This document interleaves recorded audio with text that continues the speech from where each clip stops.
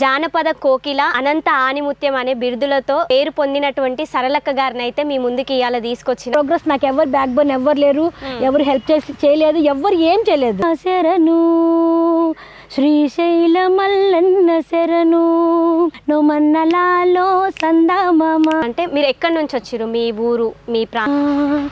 ఓహో మేఘమాల ఒరుమావా.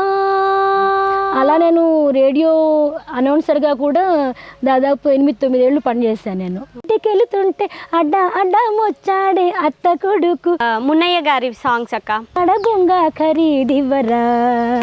ఏం సాంగ్స్ పాడిరు అంటే ఎన్ని సినిమాలో లెవెల్లో ఇంటర్నేషనల్ లెవెల్లో పార్టిసిపేట్ చేస్తారు కదా? చిన్నపిల్ల పెద్ద పిల్ల రెండు కలిసి వచ్చేస్తాయి. శశివదనే శశివదనే నీలాంబరి నీవా సందెల వందెల వైఖరితో.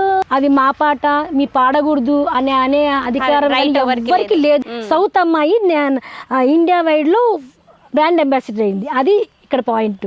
కానీ ఏ ప్రభుత్వం ఇంతవరకు గుర్తించలేదు.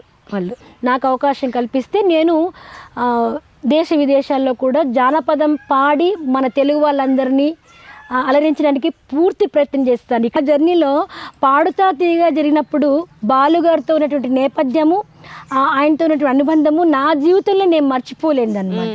ఉండి వెన్నెలతోటి మీరు ఒక వెన్నెల ఫ్రేమ్ పెట్టుకొని ఇట్లా ఒక సాంగ్ పాడిరు. ఎన్నెళ్ళొచ్చిందో ఈ మావా ఎన్నేళ్ళొచ్చిందో